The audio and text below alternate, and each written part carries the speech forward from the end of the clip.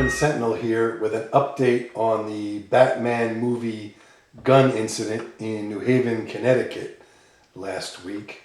For those of you unfamiliar with this situation, last week a local lawyer in New Haven, Mr. Wang, brought a .40 caliber Glock into a late night showing of the new Batman movie. Mr. Huang was arrested in the theater for breach of peace and interfering with an officer, charges that Mr. Huang vociferously denies. Please see videos number 1 and 2 on this situation on this channel for more information. Mr. Huang did appear with his attorney in court recently, and the case was continued until September 5th. Certainly not unexpected. In addition, the New Haven Police Department issued a statement recounting its version of the events of that evening. So, according to police, approximately 20 officers entered into the movie theater and ordered Mr. Huang to put his hands up.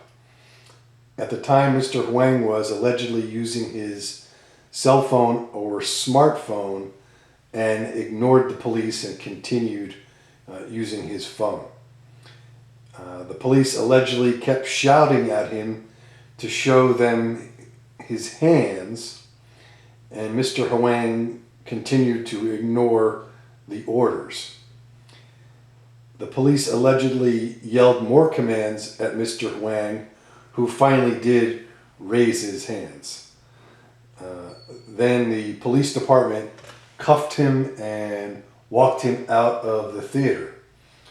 According to the statement, Mr. Huang laughed while being escorted out and asked if he would be able to get to see the movie.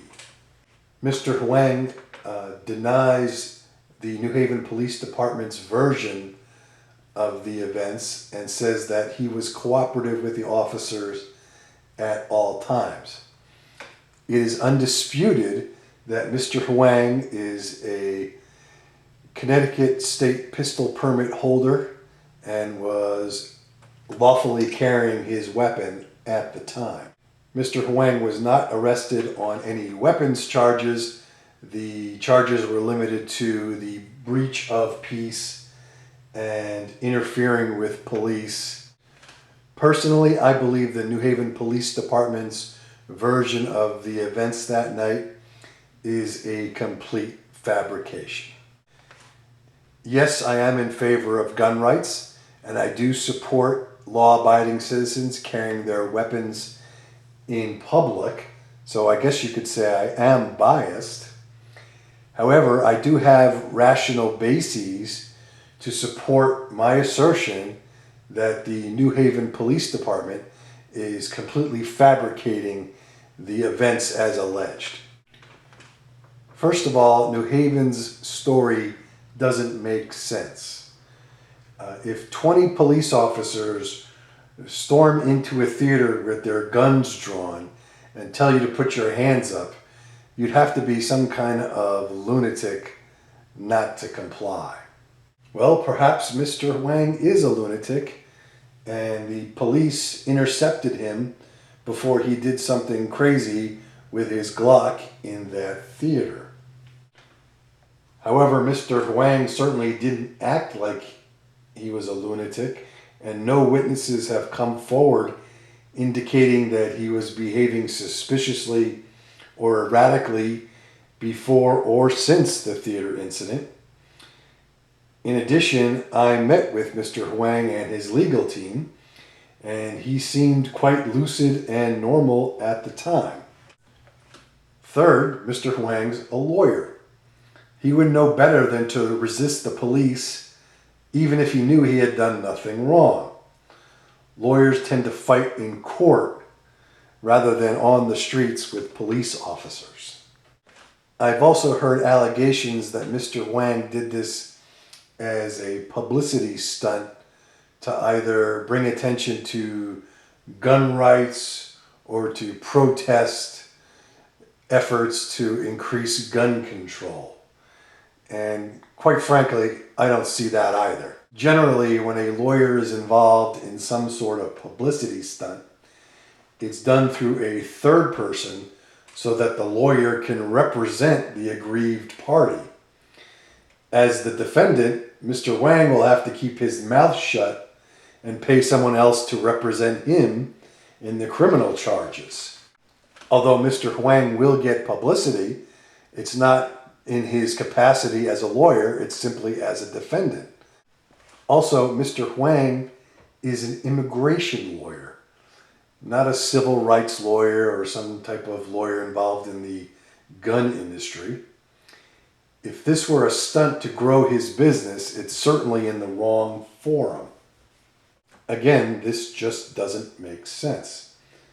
If this were a publicity stunt or a protest, it's strategically a very poor effort. Perhaps Mr. Huang just has the absolute worst publicist in the country.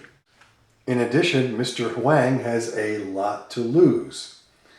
If he is convicted of a felony, he will likely lose his law license and his pistol permit. That's a pretty steep price to pay to make a statement about gun rights.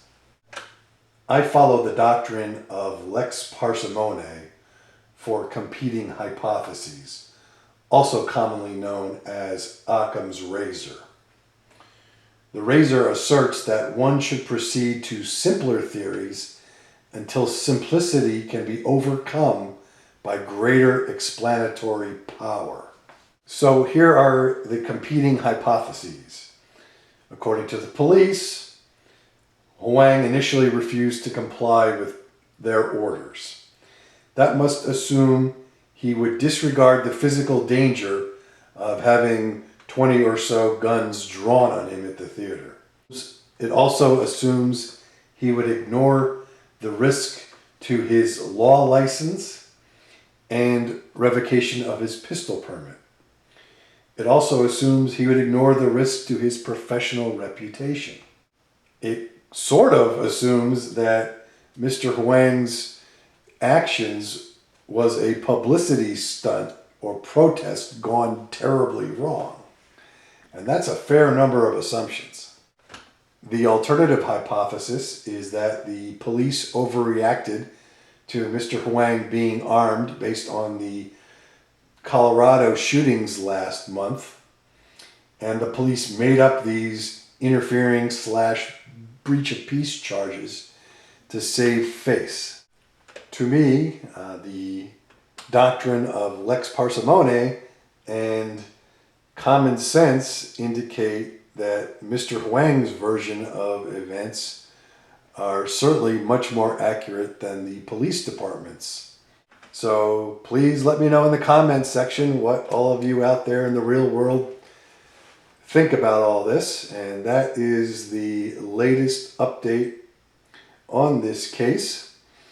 Thanks for watching. This is the Suburban Sentinel, and shoot safely, everybody.